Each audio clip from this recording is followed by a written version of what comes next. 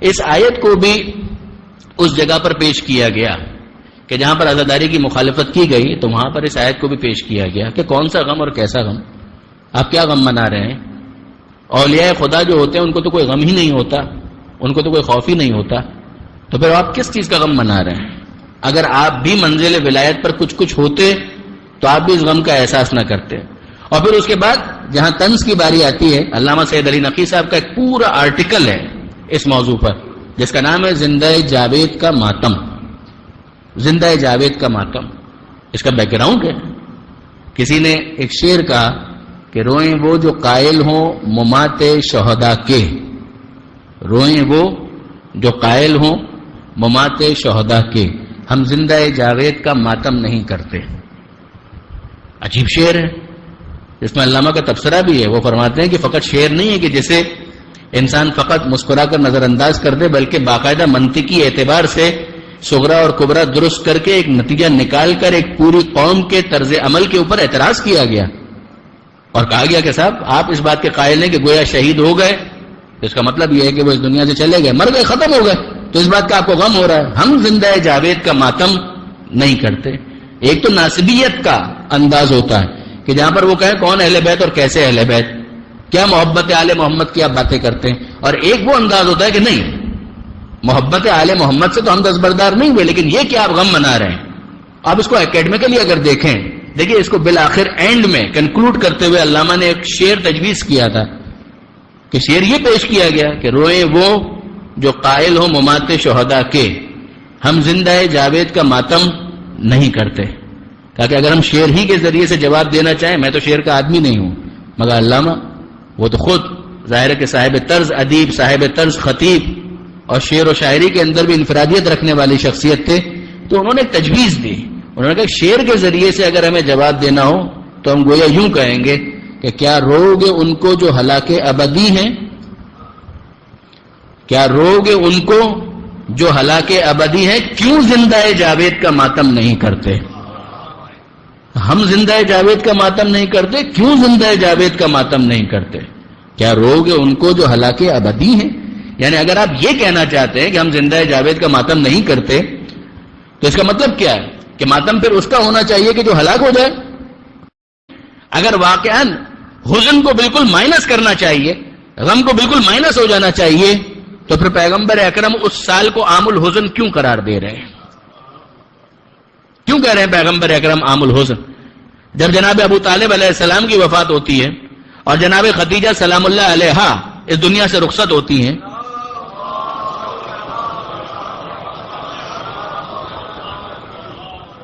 تو کیوں پیغمبر اکرم ایک پورے سال کو ڈکلیئر کرتے ہیں کہ یہ سال غم کا سال ہے، عام الحزن؟ کیا یہ کوئی اختلافی مسئلہ؟ سیرت کی کتابوں کے اندر آپ کو بالاتفاق ملے گا کہ پیغمبر اکرم نے ایک پورے سال کو عام الحزن ڈکلیئر کیا، تو یہ کیا ہے؟ ان دونوں کے درمیان تطابق کیسے ہوگا؟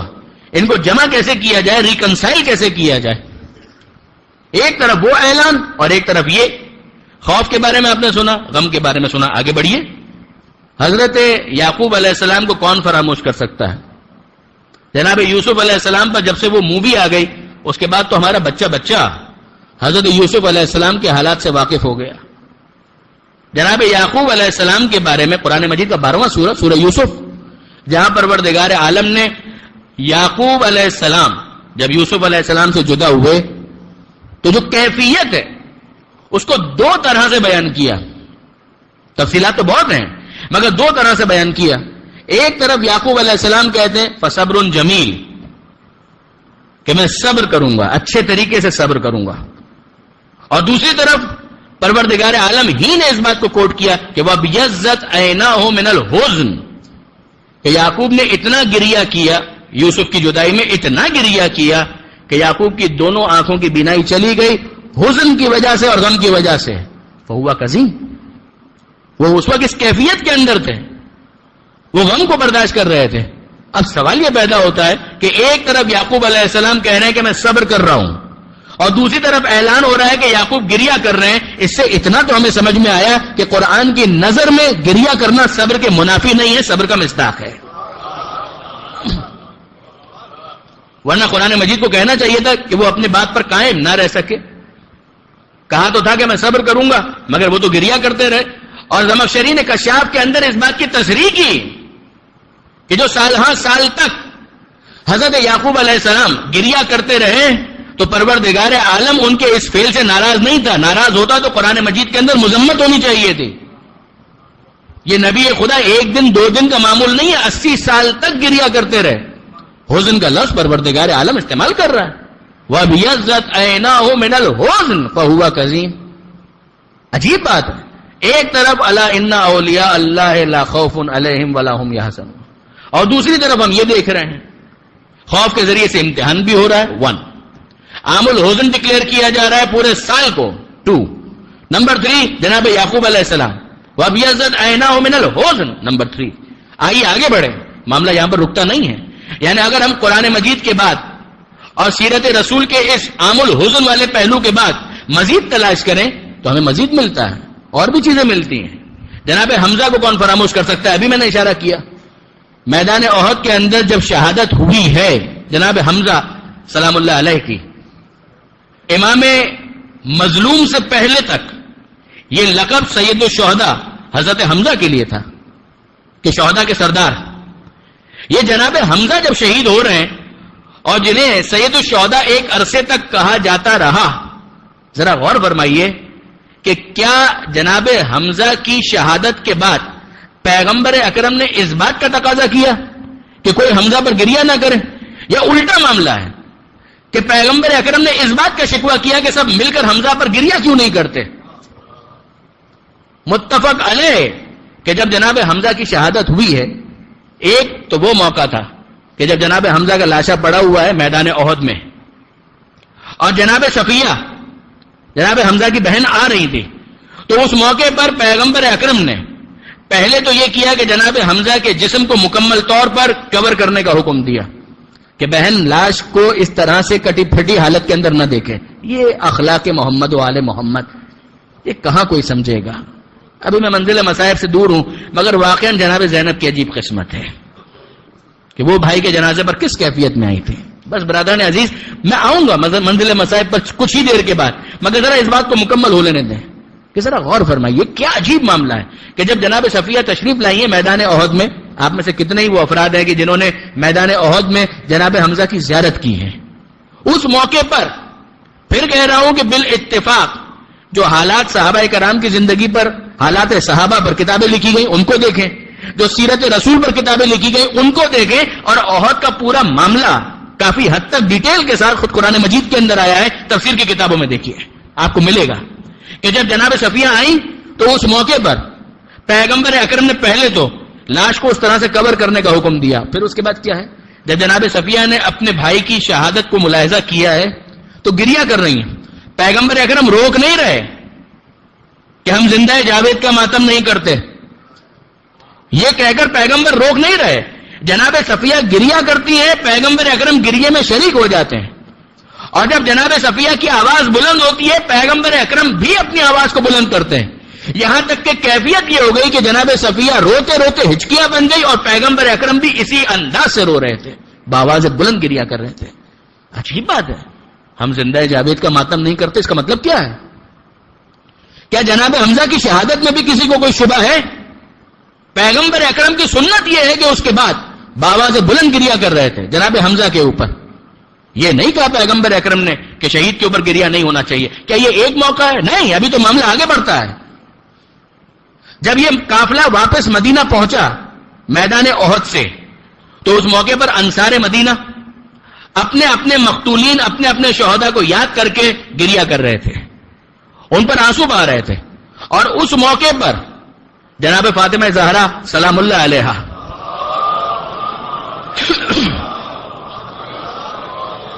عجیب تعلق ہے جناب حمزہ کے ساتھ آل محمد کا، جناب جعفر طیار کے ساتھ آل محمد کا.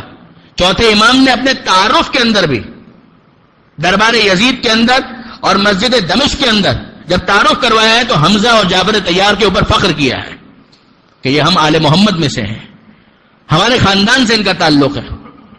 جناب حمزہ کے حوالے سے پیغمبر اکرم نے اس موقع پر شکوہ کیا جب جناب سیدہ اپنے حجرے میں جناب حمزہ پر ماتم کر رہی تھی. انصار مدینہ کی خواتین اپنے اپنے شہداء کو یاد کر رہی تھی. اس موقع پر پیغمبر اکرم حسرت کے ساتھ کہتے ہیں, یہ جملہ سننے والا ہے, اما امی حمزہ فلا بوا کی اللہ, میرے چچا حمزہ پر گریہ کرنے والا کوئی نہیں ہے, یہ مل کر گریہ میرے چچا پر کیوں نہیں ہو رہا؟ اس موقع پر انصار مدینہ نے اپنے گھر کی خواتین کو حکم دیا کہ جاؤ حجرہ فاطمہ زہرا میں جا کر حمزہ پر ماتم کرو, حمزہ پر گریہ کرو. اور جب اس کے بعد وہ خواتین آئیں اور انہوں نے مل کر جناب حمزہ پر گریہ کیا تو اس موقع پر پیغمبر اکرم نے ایک دعا دی, عجیب دعا ہے. پیغمبر اکرم فرماتے ہیں رضی اللہ عنکنا وعن ازواجکنا وعن اولادکنا وعن اولاد اولادکنا, اللہ تم سے بھی راضی ہو, اللہ تمہارے ازواج تمہارے شوہروں سے بھی راضی ہو, اللہ تمہاری اولاد سے بھی راضی ہو, اللہ تمہاری نسلوں سے بھی راضی ہو. تو اتنا تو سمجھ میں آتا ہے کہ جس کو رضی اللہ کا تاج اپنے سر پر سجانا ہے اسے شہداء پر گریہ بھی کرنا ہوگا, ماتم بھی کرنا ہوگا. ایک مرتبہ درود بھیج دے محمد و آل محمد.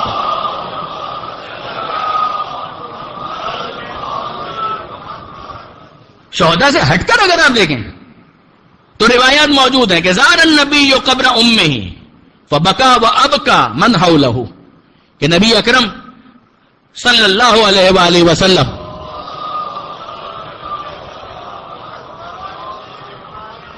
اپنی والدہ جناب آمنہ کی قبر کی زیارت کے لیے آئے. کب انتقال ہوا تھا جناب آمنہ کا؟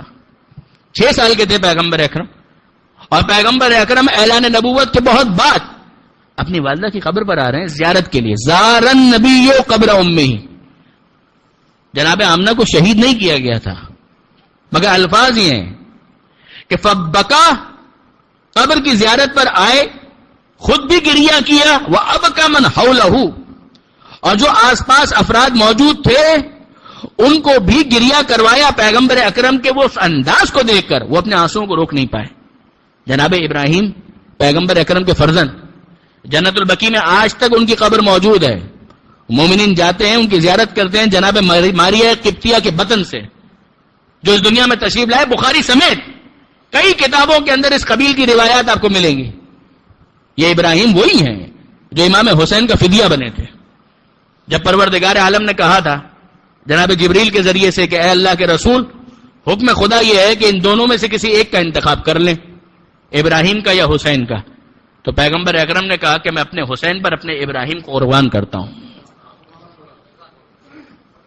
ابراہیم سلبی بیٹے ہیں مگر ابناء کی منزل پر جو ہے اس کا باقی رہنا ضروری ہے. درود بھیجئے محمد و آل محمد پر.